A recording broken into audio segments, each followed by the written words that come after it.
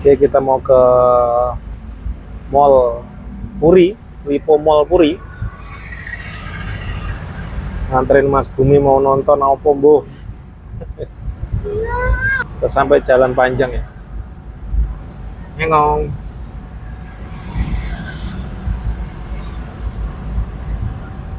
Hari ini lancar ya, Mas ya? Iya, masih sepi Pak. Masih sepi ya. Bersama. Kok bisa hari ini cuti bersama ya kan? Kemarin mestinya ya. Saya juga bingung. Bun, kok bisa hari ini cuti bersama, ceritanya gimana? Kan kemarin Minggu.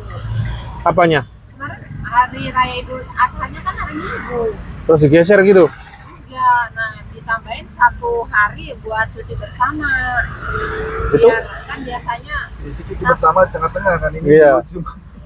Kok yang masalahnya jatuhnya Idul Adha tuh di hari Minggu. yang bikin aturan begitu siapa? Yang menetapkan ini cuti bersama gitu siapa? Presiden kan dari awal tahun Pak itu udah ditentuin ya. Bersama. Kok ini? Biasanya tuh nggak ada cuti bersama ya. Kalau Ya dulu kan Idul Adha udah cuma tanggal merah udah itu doang. Alhamdulillah sekarang ada gitu. Kalau itu adanya hari Selasa, mungkin cuti bersamanya Senin bisa masuk. Cuti bersamanya di akhir. bagi pengusaha, Enggak, Idul Adhanya Senin ya. tapi bagi pengusaha pusing nih. Pemasukan berkurang. Bagi Dengan liburnya. bagi karyawan bahagia. Kemarin aja kan ada 4 hari. Dua kali ya libur 4 hari. Bagi karyawan bahagia. Bagi yang menggaji, ya begitulah, selalu ada. Tapi masih banyak yang masuk juga Pak. Ada beberapa yang masuk. Pastilah kalau yang 24 jam udah nggak bisa itu. Aturan mainnya paling geser liburnya, nambah hari lain. Si tadi Ika Fauzan sudah closing ya. Belum. Wah, ini gedung apa lagi baru lagi nih guys. Situasinya jalan apa gitu? Perjuangan. Perjuangan sini, Pak. Oh, ya RCTI ya. Lancar guys. Anak-anak masih pada libur. Tapi jam-jam segini kalau hari normal macet nggak, Pak? Kalau di sini jarang. Jarang ya. Lampu merah situ yang, gokil nih pada belok di sini. Motong. Motongnya ngeri ya. Pada motong ya. Terakhir nggak begitu jauh padahal. Waduh, itu kalau orang nggak paham kita main nyelonong aja. Motongnya tuh berbahaya banget. Posisi begitu. Arah ya. Di sini malah jauh. Iya kan enakan sini ya. Iya. Mau singkatnya. Ini sangat berbahaya itu. Selotong aja kan. Ada belokan kanan Iya, selotong aja kadang-kadang. dulu tuh aku nabrak tukang es krim deh kalau nggak salah di sana tadi. Ya itu main belok aja. Daripada aku nabrak dia, aku banting setir, akunya yang esok. Wah, belok kan harus naik yang jalan lurus ya.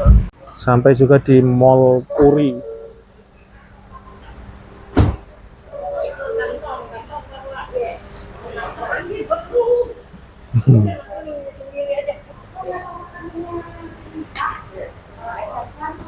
Lantai 2, dia saat terbaik 2 kali, nanti ke kiri nyebelah jembatan. Iya, nanti sampai. Makasih ya Pak. Sampai Senayan kita, Pak. Katanya Puri. Katanya ke Puri, tapi pas sampainya Senayan. Katanya ke Puri, Bun, tapi kenapa sampai Senayan, guys? Salah nih, guys. Bumi jogetin, Bu, biar gak nangis.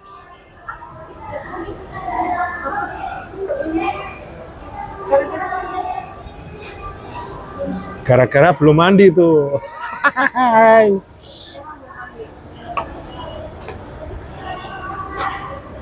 Itunya nanti bisa keluar negeri tuh.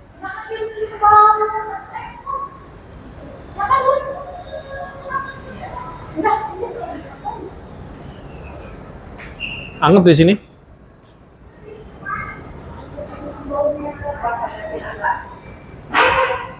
Ini sambungan baru, guys. Bun, pantainya Bapak ganti begini loh.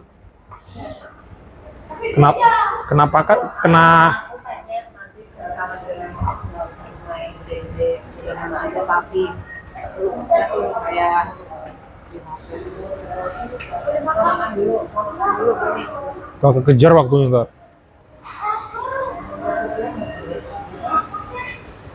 No hokben no. Oke aja ikut ya. Itu. Ntar pok lagi.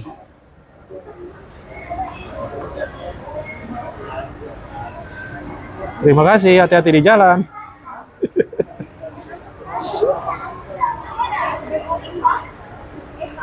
Apaan? Oh, chicken itu. Itu yakin tuh halalan. Itu tuh dipotong kecil-kecil, potong. Halal itu.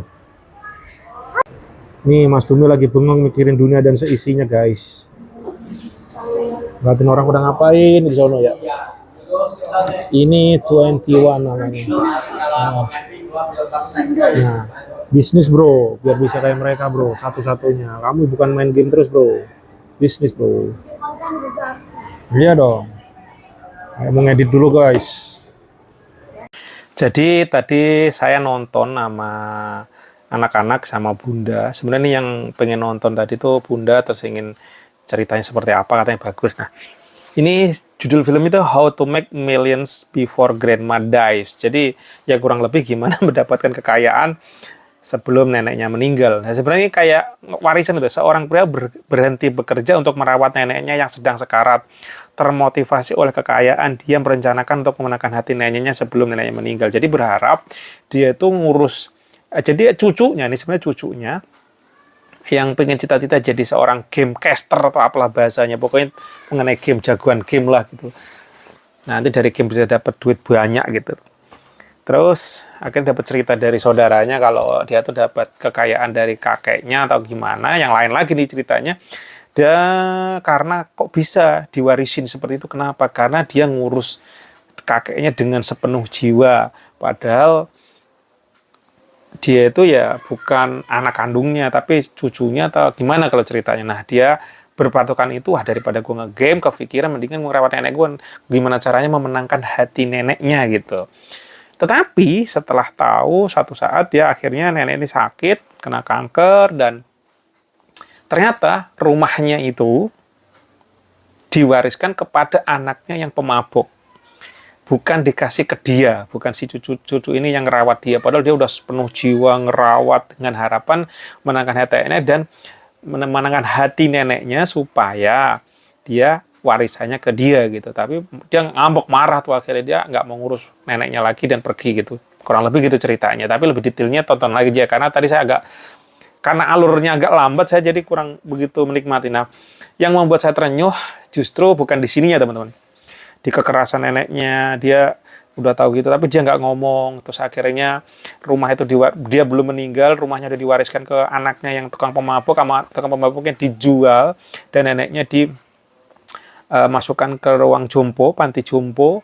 Pas di sana dia itu mengalami kanker stadium 4, anak-anaknya jauh, nggak ada yang ngurus, rumahnya udah dijual, nggak punya place, dan dia dapat panti jompo, dan dia si bocah ini ingat lagi ke neneknya, ketahu kalau tadi ya omnya ya yang ngejual itu dimasukin itu, dia marah, dia akhirnya sampai neneknya gitu. Nah, ke situ saya kepotong ceritanya, saya tadi keluar ke toilet dan kata Bunda sih dibawa ke rumah, dan si bocah ini ngerawat lagi. Dan yang tersedihnya justru di sini teman-teman, ternyata si nenek ini ketahuan bahwa dia itu kerja keras luar biasa, membanting tulang, menabung dari di kecil. Tabungan itu diteruntukkan ke cucunya ini sampai ratusan juta gitu. Padahal dia cuma tukang jualan cokek, apa bahasanya cokek ya, mungkin kalau di sini kayak gorengan atau apalah gitu ya. Dari kecil-kecil dibuat tabungan sampai itu, dan tanpa ngomong, tanpa berbicara bahwa kamu tak warisin itu.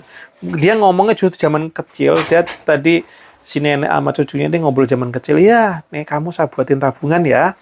Terus si bocahnya ngomong, iya nek buatin banyak buat cucu, ntar tak buat beli rumah buat nenek gitu. Nah, kata-kata itu dia ingat lagi saat nenek udah nggak ada, dan dia dapat informasi dari bank kalau dia tuh punya tabungan sampai puluhan juta, ratusan juta lah kurang lebih gitu ya, mungkin udah besar gitu. Dan dia di sinilah saya, gokil, bisa begini ya.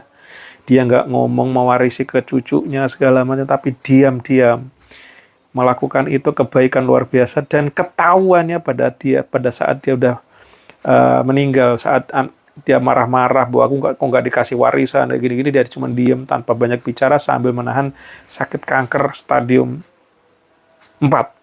Nah teman-teman, pembelajaran di kalau saya terenyuhnya di sini dan sempat mau berbesmili, cuman karena tadi saya udah ending ya, jadi nggak jadi berbesmili kalau saya teman-teman itu. Jadi pembelajarannya, wow, kalau kita benar-benar pakai hati, doing something teman-teman, pasti akan bisa menggempur hati-hati yang lain. Ini sih kita lakukan terbaik kalau niatnya karena Allah, karena lillah, kalau bahasa saya gitu, serasa takut. Kita nggak usah perlu sanjung, nggak perlu ini, pasti dampaknya tuh bisa menggetarkan dunia dan seisinya. Oke teman-teman, itu menurut sinopsis saya, gaya saya ya teman-teman, tapi silahkan cari sendiri dan tonton kalau memang ini mau nonton ya, langsung ke filmnya supaya lebih pas. Itu karena menurut saya gaya saya dengan begini ya teman-teman. Oke, thank you, see you, selamat menonton.